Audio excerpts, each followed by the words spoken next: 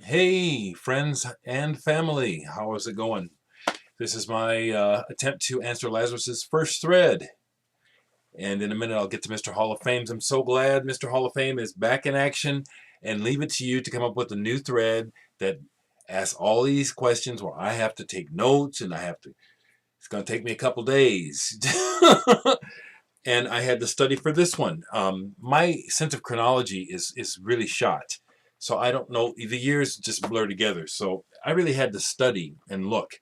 And so what I have of the 10 records, or the records I have from 1980 to 89, is an attempt to represent the 80s for me because this can't do it. 10 records can't do it. It just, my interest has always been much too wide, and I can't remember everything. All my years of chronic pot smoking, will I blame it on that? Maybe, I don't know. So here we go, 1980. And this is perfect. I'll tell the ones that really hit the nail. And this one hits it for me. 1980, this was the record. Duke by Genesis. I'm a longtime Genesis fan. And the album right before this, and then there were three, was very disappointing. I mean, I was able to find a couple songs I liked on it. But after Steve Hackett left, I thought, it was all over. And then there were three really kind of seemed like it was over for Genesis. They had that big hit, Follow You, Follow Me, happy for them to make some money and pay their bills off. But man, what happened to the fantastic, imaginative tunes and scenarios they would take us on? And it all came back on Genesis, on Duke. This album is a top-notch Genesis album. Top. I'm a hardcore fan of Genesis, but I can only speak for myself. This is one of the best Genesis albums. This is up there with all the Peter Gabriel era stuff. This is the real Genesis. This album is fantastic.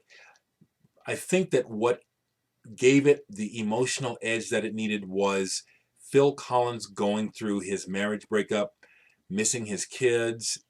It's on here, and it invested this album with a deeper meaning, like all their albums have always had to me, and that I could not find on, and then there were three. I really struggled.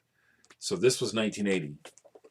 1981, the end of the 70s, the end of punk, post-punk, Ian Curtis killing himself, Joy Division morphing into New Order. This was very important to me at the time. Factory Records, England, post-punk, what was going over there was very influential in my life at this time, very important to me. When this album came out, I breathed a sigh of relief. Of course, I did also when they put out Ceremony, New Order, as, moving on from me and Curtis. Ceremony was like, oh, they still got it. And even though this album, I haven't played it in ages, I remember its impact on me when it first came out was heavy. Played it a lot. The band that I started shortly after this, Digital Sex, we played several songs by New Order. We played the opening track off of here. Can't tell you the name of it. Can't remember it. We played the opening track off of here. We played stuff off of Power, Lies, and Corruption. We played a ton of New Order. They were very influential on my songwriting of the time, as well as Wire. Those were two people that definitely influenced my songwriting at the time, and I was the principal music writer for Digital Sex. Let's go to 1982. And this album, just like the Beatles in their time, shook up the world. This album shook the world. It might have taken a time for the impact to really hit, but 1982 is when it was released. Thriller, Michael Jackson.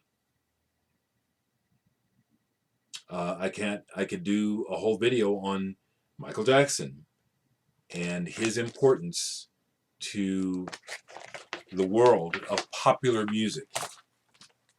But this album,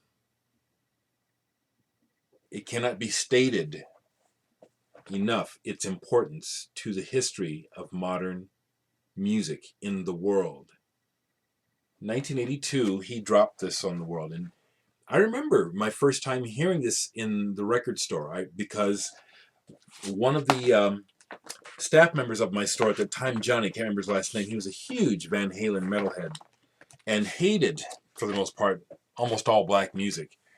And he was cranking Beat It because Eddie Van Halen is on it. And just the sheer look of joy on his face as to what he was hearing and what Eddie had brought to Michael. I'll never forget it, you know. Michael crossed genres and racial barriers and all kinds of barriers with the power of his music. He was a Peter Pan. And so 1982, absolutely, Thriller. 1983, this album doesn't represent their best to me, but I have to include this band because they were so important to me throughout the 80s. Yellow Magic Orchestra, and this was their album Naughty Boys, came out in 1983. You know, the album I wanted to represent, it didn't coincide with the right year, but what I want you to know is this band was huge in my life throughout the 80s. Sakamoto, Takahashi, Hosono. I would buy anything and everything by these guys at that time. And I really, really loved their music. They were the penultimate pop, electro-pop pioneers in my mind. Not J-pop, not Japanese pop. These guys are definitely way above that generic Japanese pop stuff, which I abhor, like most American mainstream pop. This is the shiz. These guys are still need to be discovered by a whole lot of you folks that like electronic music, like to know about the history of the development of techno and all that stuff. Find out about YMO, even if you don't like them. Just like I think people who want to know about krautrock need to hear Faust, Can, and Kraftwerk. Kraftwerk, because of their popularity, tend to be minimized, I think, by some people talking about the history of German rock. That's incorrect. Kraftwerk loom large and very important in that history. In my opinion, so do these guys. 1983. I think I got that. Yeah, now we go to 1984. Julian Cope was very important to me through the late 80s and the 90s. Very important artist to me. And this album came out in 1984, World Shut Your Mouth. He was the Mr. Acid Casualty in action at the time. And to me, very inspirational because I was still very much doing psychedelics at the time, still exploring, still trying to open my head up and find out what the hell's going on in there. And Julian Cope's music explorations, ups and downs, were a big part of my 80s. I still think Julian Cope is someone who is not recognized for how great he is. People talk about Ian McCulloch and Echo and the Bunnymen. I say Julian Cope and the Teardrop Explodes. And Echo and the Bunnymen. Okay, 1985. I had to pick something to represent this guitarist because he's so important to me. Allan Holdsworth. He is probably my favorite guitarist of all. That's quite a statement for me to be making, but I'm going to stick to it right now. The guitarist that moves my heart more than any other guitar player, more than McLaughlin, more than Hendrix, more than all the blues players that can really play their asses off put together. Allan Holdsworth is in a class of his own. I hear him crying out in desperation in his solos. It's like, doesn't anyone understand what I'm trying to say? Can't you feel this? I hear that when he plays solos. I don't hear noodly wibbly wobbly wobbly. You know, at first, a lot of it was wibbly wobbly, but as he discovered his voice, I think the man's playing is beyond most people's comprehension.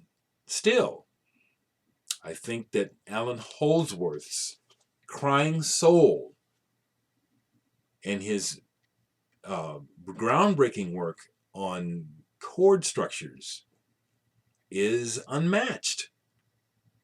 I think this man is a god of the guitars.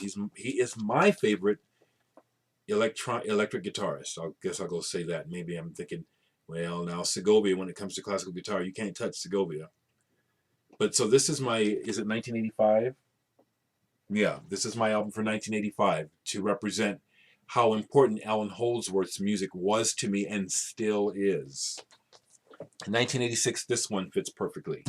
The Chameleons, Strange Times. This was their tour de force album, in my opinion.